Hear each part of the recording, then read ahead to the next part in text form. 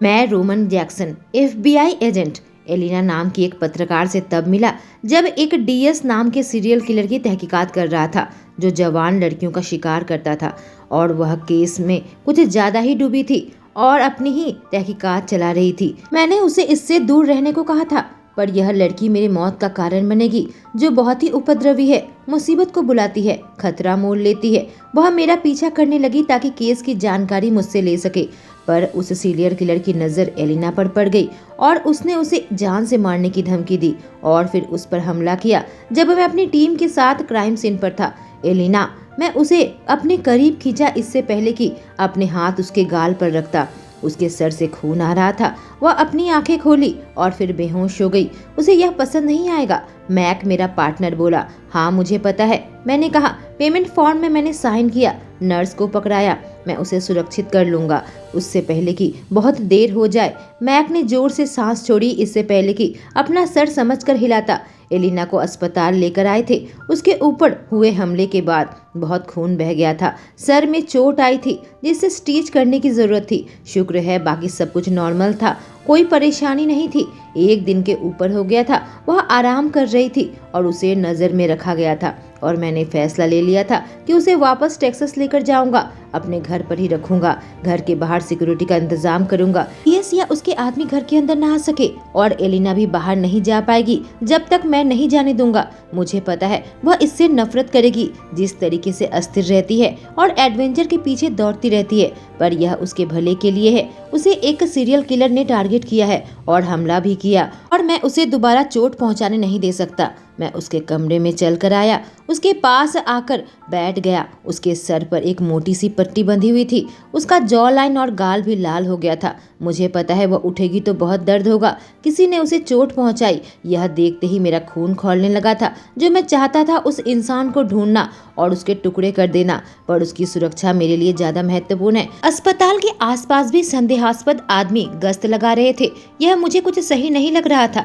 उसे हर हाल में बचाना होगा। मैं तुम्हारे साथ क्या करूं? मैं फुसफुसाया जब देखा वह बहुत ही शांति से सो रही थी। मेरे होठों में एक छोटी सी मुस्कान आई। सोचने लगा जागी होती तो मेरे साथ फ्लर्ट करती। उसके यह व्यक्तित्व, जुबान पर कोई लगाम नहीं।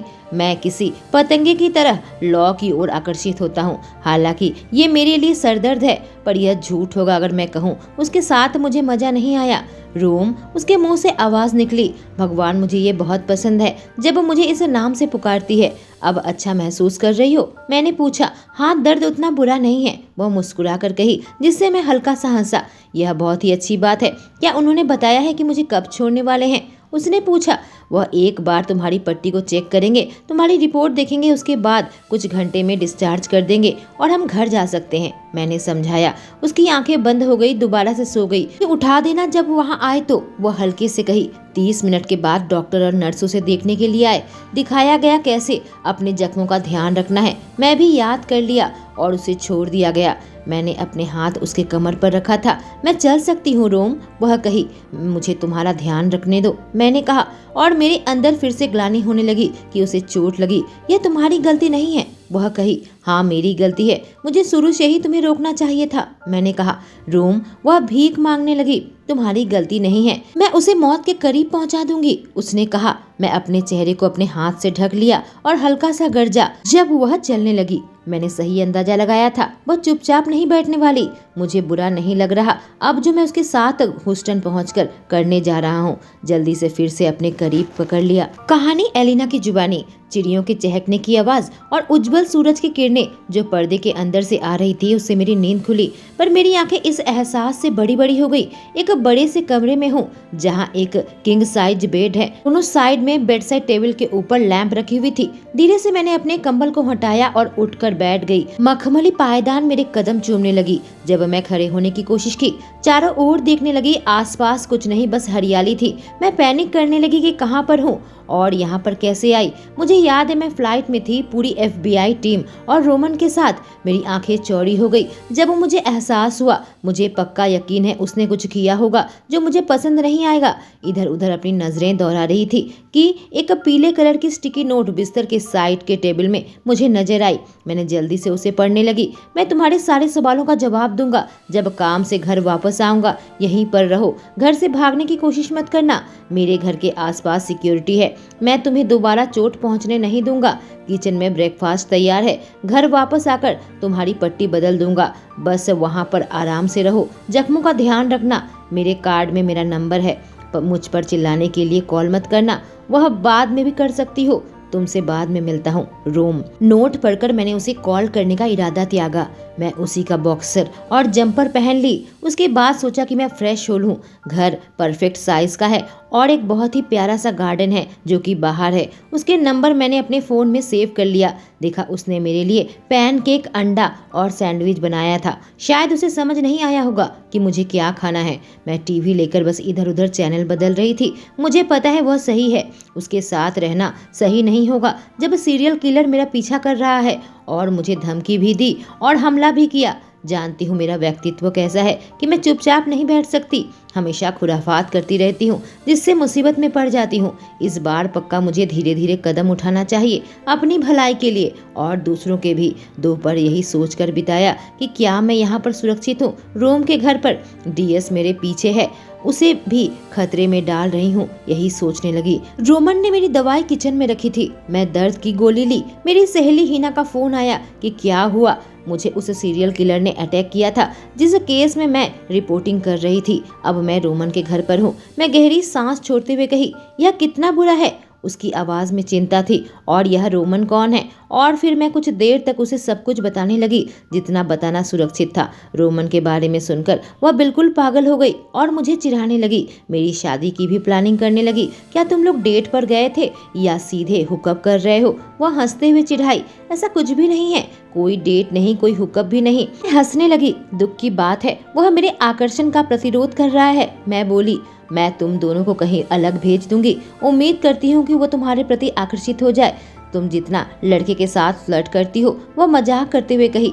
मुझे लगता है उसे पहले ही पता है कि मैं फ्लर्ट करती हूँ। जो भी मौका मुझे मिलता है मैं उस पर वार करती हूँ, मैंने कहा और वह जोर जोर से हंसने लगी। थोड़ी देर हमने बात की। डीएस के आदमी मेरे पीछे हैं यह जानते हुए भी मुझे नींद आ गई। करीब 6 बजे फैमिली को टेक्स्ट मैसेज भेज रही थी कि तभी दरवाजा खुला। रोमन काफी सावधानी के साथ अंदर आया और उसकी आंखें मेरी आंखों से मिली। दरवाजा बंद करके मेरे पास आया और मेरी पट्टी को देखने लगा। गुस्सा हो वह मुझसे पूछा और मैंने अपना सर हिलाया। तनाव के कारण उसके कंधे नीचे हो गए और मैं अपने होंठ काट कर हंसी रोकने की कोशिश की। मुझे तुम्हारे जख्म देखने दो, उसने कहा। उसने मेरी पट्टी निकाल दी और फिर उसने राहत की सांस छोड़ी। दोबारा से अपनी पट्टी कर दी। तुम मुझे यहाँ पर लेकर आए हो, पहले क्यों नहीं बताया? मैं पूछी। मुझे पता था तुम लड़ाई करोगी, उसने जवाब दिया और मैं विरोध करने के लिए अपना मुंह खोली, लेकिन फिर अपना सर हिलाई। यह एहसास की यह सच है। मैं चाहता हूँ तुम उस जगह पर रहो जहाँ तुम सुरक्षित रहो। उसका आदमी तुम तक नहीं पहुँच पाए। ठीक है, मैं सांस छोड़ते हुए अपना सर हिलाई। मैं भागने की कोशिश नहीं की। वह बहुत प्यार से मुस्कुराया कि मेरे पेट में तितलियां नाचने लगी। थैंक यू, मैं बस तुम्हारी सुरक्षा करना चाहता हूँ और फिलहाल मैं वही कर रहा हूँ, उसने कहा। मैं समझ सकती हूँ, मैं उसके हाथ को दबाते हुए कही। उसने मेरे हाथ को अपने हाथों में लिया। एक चीज तुम्हें पता रहना चाहिए, मुझे खाना बनाना नहीं आता। अगर मैं भूख से मर जाऊं तो मेरी मौत के जिम्मेदार तुम होगे, मैं कही और मनोरंजन से उसकी आंखें चमकने लगी। इससे पहले कि वह चलकर किचन के पास जाता और मैं किसी खोए हुए कुत्ते के बच्चे जैसे उसके पीछे पीछे जाने लगी। तुम क्या खाना पसंद करोगी? उसने पूछा। जो भी तुम सबसे जल्दी बना सको, मैं नाटक करते हुए मुस्कुराई और वह हंसने लगा। जब काम कर रहा था उसके मसल्स को हिलते हुए देख रही थी। हम दोनों ने बात की। पता चला डीएस टेक्सास में आ गया है जैसे मैंने कहा था। उसने कैमरे की फुटेज मिली है जब ह्यूस्टन के गैस स्टेशन में रुका था। इस खबर से मैं एकदम किनारे थी कि वह मेरे ही इलाके में है। मैं अपनी निचले होंठ काटने लगी। क्या मुझे सच में यहाँ रहना चाहिए अगर वह ह्यूस्टन में है? मैं धीरे से पूछी। अगर तुम अकेली रहोगी तो तुम और खतरे में रहोगी, उसने त्योरी चढ़ाई जब एक गिलास पानी मुझे दिया। विश्वास करो एलिना, वो तुम्हें छू भी नहीं सकता। इस बारे में तुम्हें फिक्र करने की जरूरत नहीं है, पर जब तुम बाहर जाते हो मैं अकेली रह जाती हूँ, मैं उससे कहा। बाहर पहरा है, तुम यहाँ पर सुरक्षित हो, उसने कहा और मैंने अपना सर हिलाया। वह कह सकता है कि मैं कितनी अस्वस्थी में थी कि डीएस मुझे शिकार बना रहा है। मैं एक बहादुर जैसा चेहरा जरूर बनाए हुए थी, पर उसने मुझे सच में धमकी दे रखी है। मैंने कहा, मैं बर्तन धो देती हूँ। नहीं, थोड़े से ही बर्तन है लीना, मैं मर नहीं जाऊंगा। वो हंसने लगा। सबसे बड़ी बात, तुम्हें आराम करनी चाहिए। मैं ठीक हूँ। मैं उबासी लेने लगी और वह हंसने लगा। अपने हाथ को ये पीठ के ऊपर रखा हुआ था। एक शावर कैप ढूंढ निकाला ताकि मैं अपने शरीर धो सकूं। 2 दिन में मेरे डॉक्टर के साथ अपॉइंटमेंट थी, तब तक मैं अपने बाल नहीं धो सकती। उसका शुक्रिया अदा करते हुए मैं बाथरूम में आ गई। वह मेरे लिए जो कपड़े लेकर आया था उसे लेकर मैंने चेंज कर लिया। नहाने के बाद वह दवाई लेकर मेरे पास आया। पीछे से मुझे जोर से आवाज आई जिससे मैं बिदक उठी। वह मेरा हाथ रगड़ने लगा, मुझे बिस्तर तक लेकर आया। आसपास बिल्लियां हैं, वह बोला। वाह ठीक है, मैंने कहा। तुम्हारा फोन कहाँ है? उसने पूछा। फिक्र मत करो, मेरे पास तुम्हारा नंबर है, कहकर मैं अपनी भौं को ऊंचा किया। क्या तुम रोज मेरे साथ फ्लर्ट करने की जरूरत है? उसने अपना माथा हिलाया और मनोरंजन के साथ मुंह दबाकर हंसा। मैंने अपना फोन उसे अनलॉक करके दिया और उसने एक ऐप मेरे फोन में इंस्टॉल कर दिया।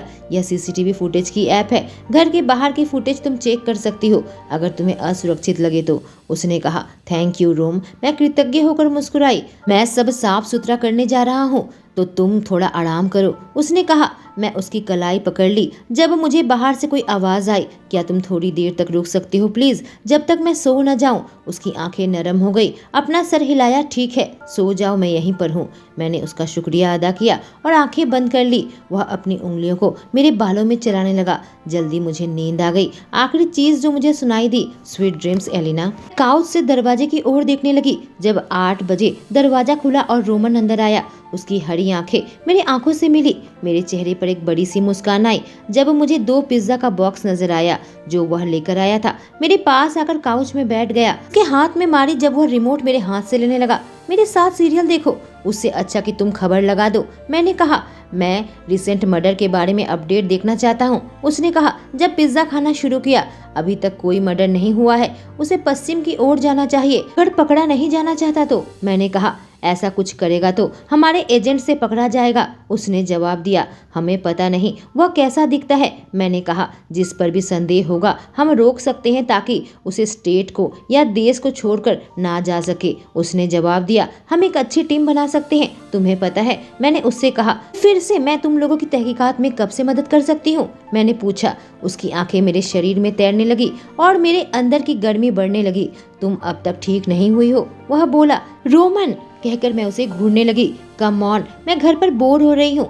क्या मैं तुम लोगों की ऑफिस में काम नहीं कर सकती और मदद नहीं पहुंचा सकती? नहीं, मुझे लगता है तुम्हें आराम करने की जरूरत है, मुझे पिज्जा पकड़ाते हुए कहा। अब मैं नहाने जा रहा हूँ। मैं नहीं चाहता तुम इस बारे में मुझे मनाने की कोशिश करो कि हमें दोबारा ज्वाइन करोगी। मुझे पता है बहुत मुझे दोबारा डीएस केस के फील्ड में काम नहीं करने देगा जब तक डीएस जेल में ना सड़े या मर न जाए। मुझे नहीं लगता वो सीरियल किलर एफबीआई के इस एरिया में मुझ तक पहुंचने के लिए आएगा। मैं पिज्जा खाने लगी और टीवी के एपिसोड देखने लगी। याद आया कि रोमन को किसी ने कॉल किया था। रोम, मैं बताना भूल गई, किसी ने तुम्हें कॉल किया था। तुम्हें क्या हो गया, मैंने कहा। जब मैं उसके कंधे की पट्टी देखी, वह बिल्कुल जम गया जब उसकी शर्ट उसके हाथ में था, जैसे कि मुझे नहीं बताना चाहता हो। मेरी आंखें उसके जिस्म के टैटू की ओर जाने लगी। उसे देखकर लाड टपका रही थी। मुझे वह 10 गुना ज्यादा हॉट लग रहा था। इससे पहले कभी उसे टॉपलेस नहीं देखा था। मेरे सामने शर्ट पहनकर रहता है। कुछ नहीं, डीएस और उसका आदमी हमारे ऊपर गोली चलाए, उसने कहा। क्या तुम पागल हो, इसलिए कुछ नहीं बता रहे हो? मैं चिंता के साथ कही। यह बहुत खतरनाक हो सकता है, मैंने कहा। इसलिए तुमसे कहा है कि तुम यहीं पर रहो, सुरक्षित रहो, उसने कहा। तब तो तुम्हें भी घर के अंदर ही रहना चाहिए। मैं बहस करने लगी कि उसने सांस छोड़ी। वह बैठ गया और मुझे अपने गोद में खींच लिया। एलिना, मैं एक एफबीआई का एजेंट हूँ। मुझे पहले भी बहुत बार गोली लगी है, जो काम के साथ आता ही है। बेकार का जॉब, मैं बड़बड़ाई। जर्नलिस्ट होना भी बेकार है, उसने कहा जब उसके चेहरे पर मुस्कान थी। और मेरे बिना तुम इस मर्डर केस के अपडेट भी नहीं मिलेगा, उसने कहा। और मेरी हंसी बड़ी हो गई। मैं उसके शर्ट पकड़ी ताकि उसको पहनाने में मदद कर सकूं। और मेरे बिना तुम वहां पर सुरक्षित नहीं रहोगे, मैंने कहा। उफ, दिल को छू लिया, उसने कहा। और मैंने अपनी आंखें खेल खेल में घुमाई। मुझे तुम्हारे टैटू बहुत पसंद है, मैंने कहा। क्या सच में? वह बड़बड़ाया। मैं अपनी उंगली उसके टैटू के डिजाइन में चलाने लगी। मुझे खुशी हुई। उसने कहा, अपने कॉलर बोन के बीचों बीच एक पंख बना रखा था। दाहिने साइड में एक गुलाब, बाएं हिप्स में एक एंजल बनी हुई थी और रोमन नंबर में कुछ लिखा हुआ था। उसने मेरे हाथों को अपने गर्म हाथों में थाम लिया, इससे पहले कि मेरी उंगलियों को चूमता, जिससे मेरे अंदर तक गर्मी दौड़ गई। हे भगवान, मैं उसे फिलहाल इतनी बुरी तरीके से चाहती हूँ। कराहते हुए सांस ली, इससे पहले कि अपने होंठ काटती, ताकि मैं बेवकूफ़ी भरी हरकत न कर बैठूं। ठीक जब मैं सोची थी तुम इससे ज्यादा खूबसूरत नहीं दिख सकते, मैंने कहा। तुम्हें लगता है मैं खूबसूरत दिखता हूँ? उसने नखड़े की मुस्कान दी। क्या कभी तुमने खुद को आईने में देखा है? मैं आंख घुमाते हुए कही। पर माफ करना, मेरी गलती है। क्या? उसने त्योड़ी चढ़ाई।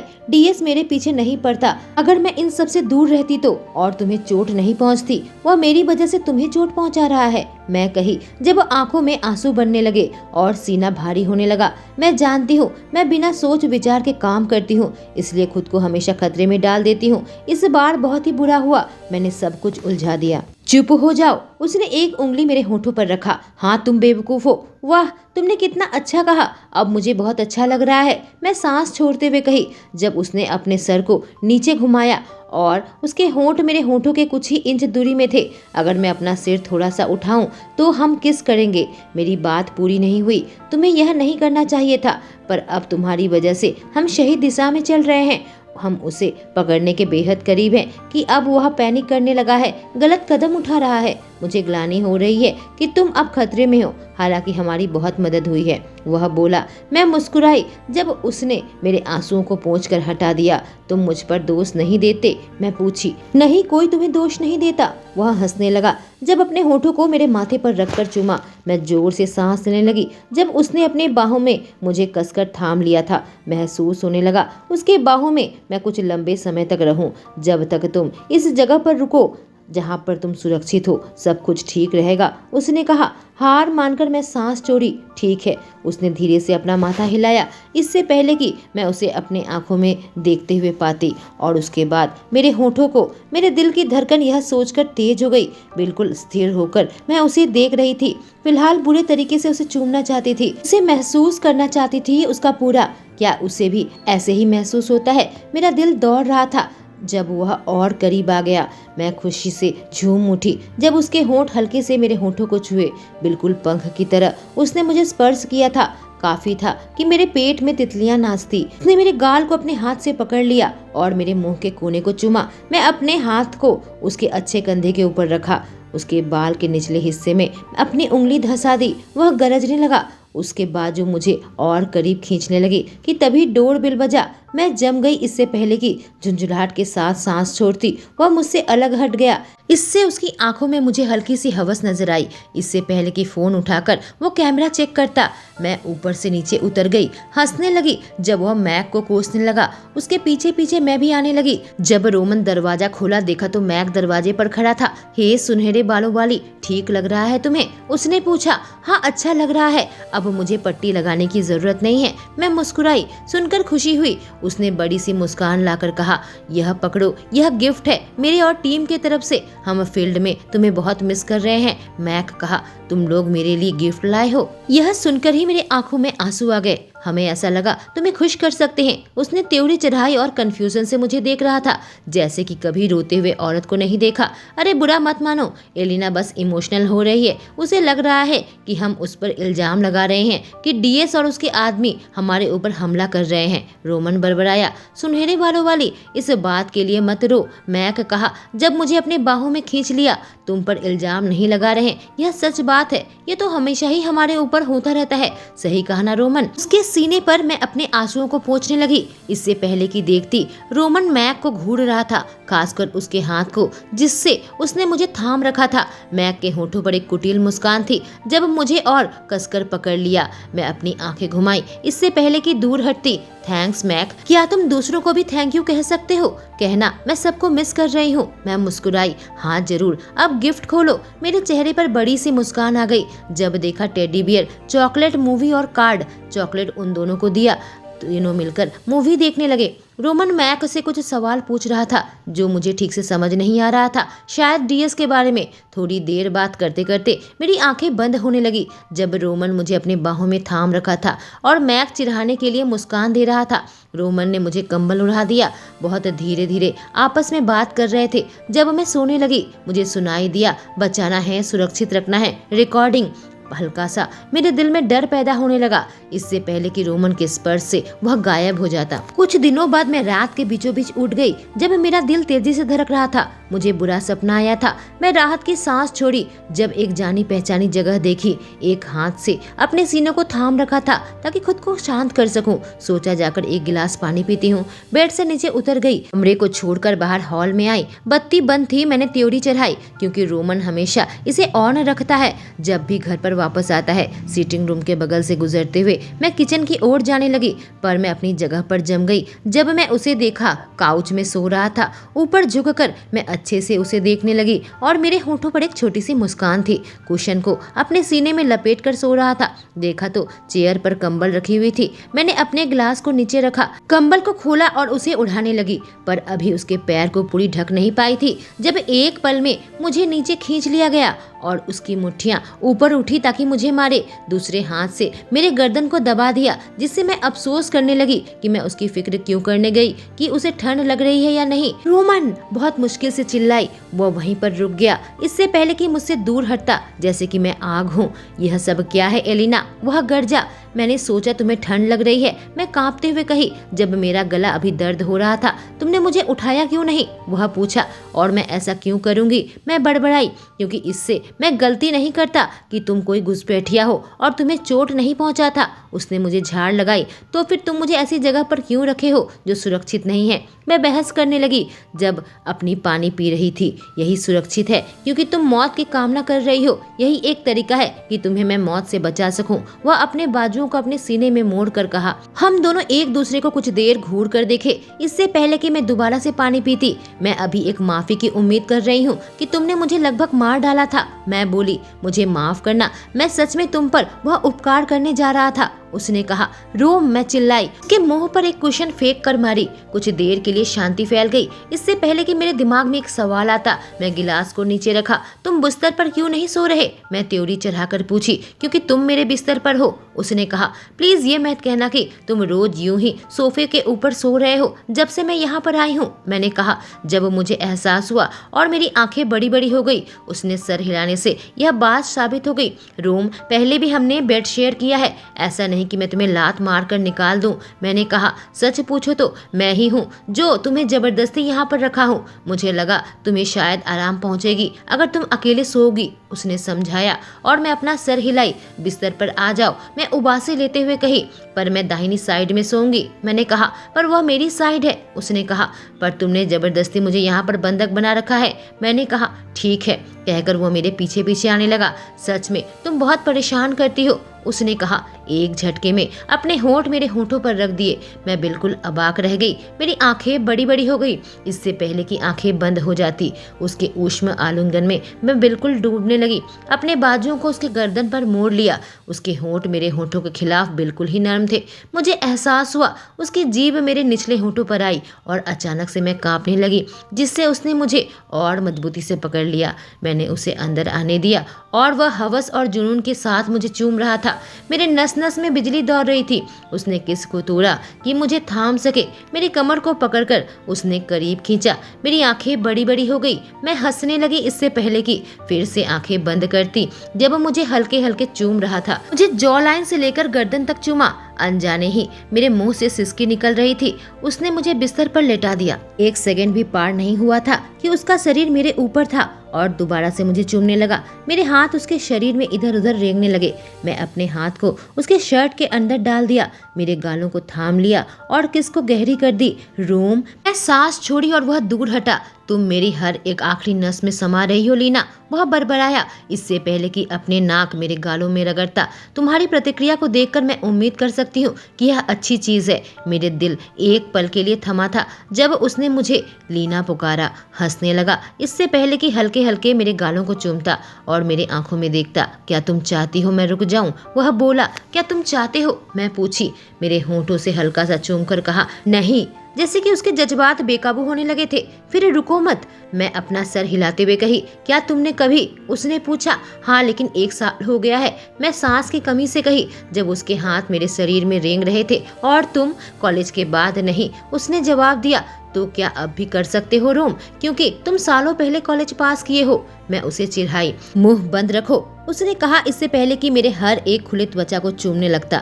जब वह धीरे धीरे नीचे उतरने लगा, मैं तनाव में आ गई, अपने होंठ जोर से काटने लगी। जब उसके हाथ मेरे कमर तक आ गए थे। मैं घबराई हुई नहीं हूँ, ये मेरे पहली बार नहीं है, पर रोमन के स्पर्श से मैं कांपने लगी थी, जैसे कि मैं आग में हूँ। यह एक ऐसी चीज थी जो मैंने कभी महसूस नहीं किया था। धीरे धीरे उसने मेरे पैजामे को नीचे उतार दिया, इससे पहले कि अपने शर्ट को उतार सकता। मेरी आंखें बड़ी बड़ी हो गई जब मैं उसकी पट्टी को देखा, और याद आया कुछ दिन पहले उसे गोली लगी थी। शायद हमें रुक, मैं इतना कही। तुम्हें लगता है मैं रुक जाऊंगा जब तुमने मुझे इतना कड़क बना दिया है? वह भाव शून्य होकर कहा, इससे पहले कि अपने बॉक्सर उतारता और अपने सदस्य की ओर इशारा करता। मैंने सुना है कि ठंडे पानी से नहाने से मदद मिलती है, मैंने सुझाव रखा, इससे पहले कि वह सुरक्षा इस्तेमाल करता। मैं अभी भी पट्टी बांध रखी है लीना, मुझे तुम्हारी मदद की जरूरत है। चिढ़ाते हुए मेरे कानों में फुसफुसाया। अगर मेरे साथ नहाना चाहो तो अलग बात है, पर मैं तुम्हें चोट नहीं पहुंचाना चाहती, मैंने कहा। जब वह बाकी के बचे कपड़े उतारने लगा, तो मुझे चोट नहीं पहुंचाओगी, मेरी छोटी सी उपद्रवी, वह मादक तरीके से बड़बड़ाया जब मेरे खुले त्वचा को चूम रहा था। क्या तुम मुझे अपने अंदर चाहती हो? हाँ, मैं सांस छोड़ी। उसने थोड़ा भी समय बर्बाद नहीं किया, मेरे अंदर समा गया। भगवान रोम, मैंने अपने पैरों को उसके कमर के आसपास लपेट लिया जब मेरे नाखून उसके पीठ में धंस रहे थे। मैंने पीठ को थोड़ा सा धनुष की तरह उठा लिया। मुझे तारे नजर आने लगे। खुद को खोने लगी जब उसकी आवाज कमरे में गूंज रही थी और कमरे की शांति को तोड़ रही थी। मेरे पेट की गांठ मजबूत होने लगी। मेरे दोनों हाथों को मेरे सर के ऊपर कसकर दबा दिया था और मादक तरीके से गड़ने लगा जब उसके होंठ मेरे होंठों पर थे। अपनी गति बढ़ाई, उसने किस को और गहरी कर दी। मैं खुद को चिल्लाने से नहीं रोक पाई। बहुत ही रूखे तरीके से मेरे निचले होंठ को काट रहा था। मैं उसका नाम की सिसकी लेने लगी जब एकदम चरम पर पहुंची। उसे अपनी मुक्ति का रास्ता मिला। मैं अपनी उंगलियों को उसके बालों में धंसा लिया था। वह जल्दी ही मुझसे बाहर निकल गया। एक खालीपन महसूस करने लगी। उसे समझ आ गया और मादक तरीके से हंसा, इससे पहले कि मेरे माथे को चूमता। जल्दी मिलेगा बेबी, मेरा तुम्हारे साथ अभी हुआ नहीं है, उसने कहा। मैंने कहा, मैं जानती हूँ तुम मेरे आकर्षण का प्रतिरोध नहीं कर सकते। जिससे उसकी जोर से हंसी कमरे में गूंजने लगी। प्यार से वह मेरे होठों को एक बार और चूमा। मैंने अपने हाथ उसके कमर में फंसा लिए। संतुष्टि भरी सांस छोड़ते हुए मैं अपनी आंखें बंद की। आराम करो, अगले राउंड के लिए तुम्हें ताकत चाहिए। दोनों ही जल्दी ही सो गए थे। इससे पहले कि 2 घंटे बाद वह उठता, हमारे आसपास पड़ोसी रहते तो पक्का उन्हें जगा देती। इतनी जोर जोर से उसका नाम लेकर पूरी रात चीखती रही। आज सुबह थोड़ी जल्दी उठी थी जब वह बिस्तर से उतर गया। जिस पल मैं हिली मुझे अस्वस्थी होने लगी। कल रात की मोहब्बत से मेरे मूल में जलन महसूस हो रही थी। कल हमने कई राउंड किए थे, बहुत ही मीठा था। मेरा ध्यान रखा, उसने मुझे नहलाया था और मुझे बिस्तर पर लेकर आया था। कई बार मैं सो गई थी, उसने मुझे साफ किया था, साफ कपड़े पहनाए थे। संतुष्टि भरी सांस छोड़ी। करीब 2 बजे के आसपास मैंने देखा कोई दरवाजा खोल रहा है। रोमन पहले ही मुझे टेक्स्ट मैसेज भेज दिया था कि रात तक ही वापस आएगा। जो भी इंसान अंदर आ रहा होगा वह खुद ही डीएस होगा। मैं खुद को कोसने लगी, कुर्सी से नीचे उतरी और किचन के पास गई ताकि कोई हथियार उठा सकूं। मैंने एक छुरी और स्टेन गन उठा ली। दरवाजे के सामने आकर मैं उसे उठाकर खड़ी हो गई। दरवाजा खुल गया। लड़कियों वाली चित्कार सुनी जिससे मैं भी चित्कार करने लगी। वह शांत हो गया जब देखा बुजुर्ग कपल सामने खड़े थे। मध्य वयस्क 40 साल के आसपास होंगे।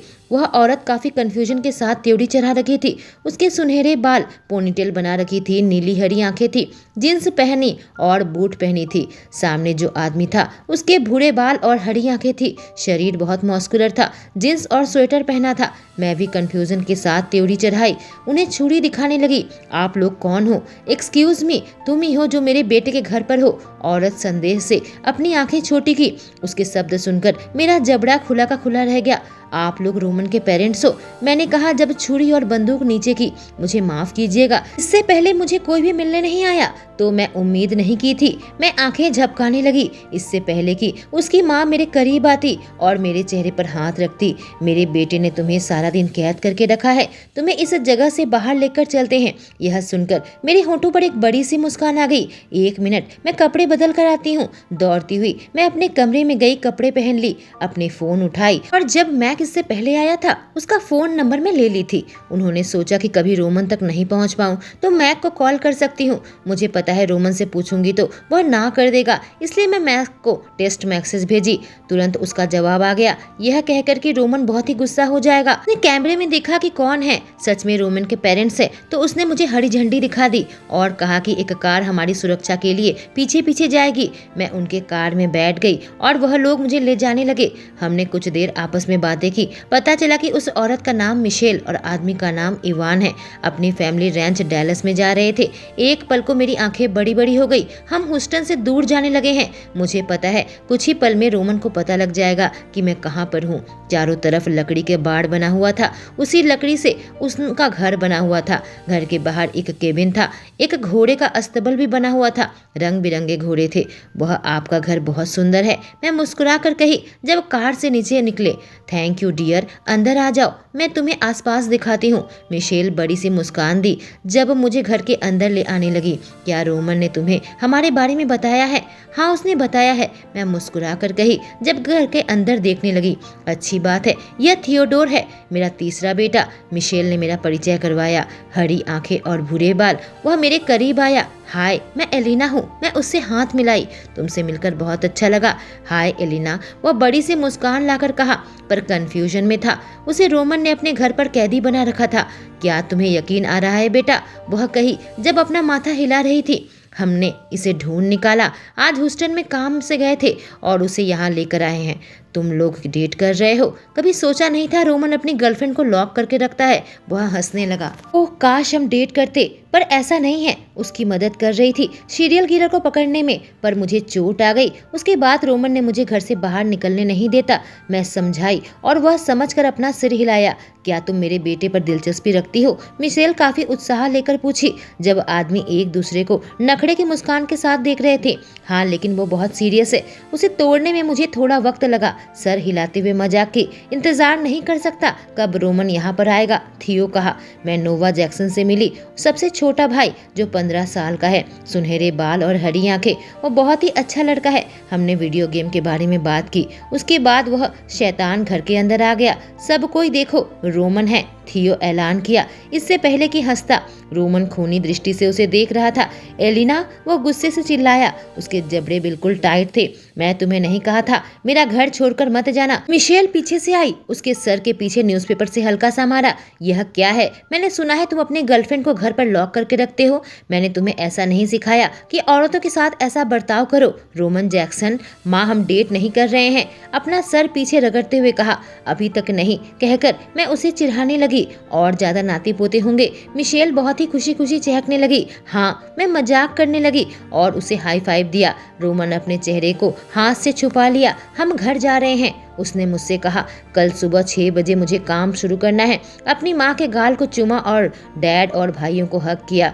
तुम थैंक्स गिविंग में आ रहे हो ना? एलिना को भी साथ लेकर आना, मिशेल खुशी खुशी कही और मैं रोमन की ओर देखी जिससे अपना सर हिलाया। इससे पहले कि रोमन मेरा हाथ पकड़ता और हम उन्हें अलविदा कहते, हम उसकी कार के अंदर आ गए और वहां से निकल गए। मैं रोमन की ओर मुड़ी। क्या तुम गुस्सा हो? मैं पूछी। तुम्हें यहाँ नहीं आना चाहिए था लीना, मुझे बहुत फिक्र हो रही थी। तुम मुझे टेक्स्ट मैसेज भेज सकती थी। उसने कसकर स्टीयरिंग व्हील को पकड़ रखा था।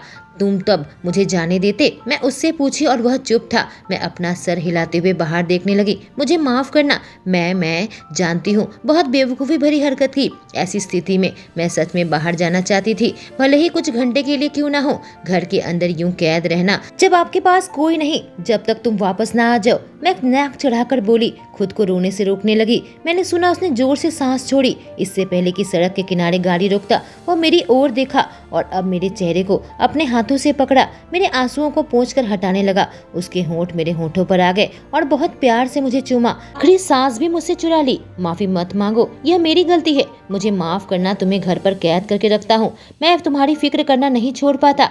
बेवकूफ सीरियल किलर, अगर तुम्हें वह ढूंढ लेंगे तो क्या होगा? मैं तुम्हें खोना नहीं चाहता लीना, वह बड़बड़ाया जब वह मेरे गालों को सहलाने लगा।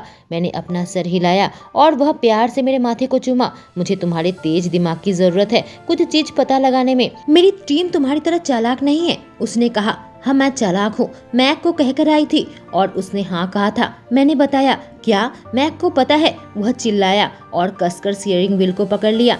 मैं उसे जान से मार दूंगा, मुझे बता सकता था, जबकि वह मुझे देखता रहा जब मैं पागलों की तरह इधर उधर घूम रहा था। वह बड़बड़ाने लगा। मुझे लगता है जो कार हमें फॉलो कर रही है वह भी उसी का काम है, उसने पूछा। हाँ, मैं मुस्कुराकर कही। दोबारा सड़क में आ गए। मैं कार में सो गई थी इससे पहले कि उससे बात करती कि सीरियल किलर का अगला मोटिव क्या हो सकता है। क्या होगा रोमन और एलिना के प्यार का अंजाम, जानने के लिए मेरे साथ बने रहें। इसके पिछले एपिसोड्स में कमेंट सेक्शन में पिन कर दूंगी। Thank you.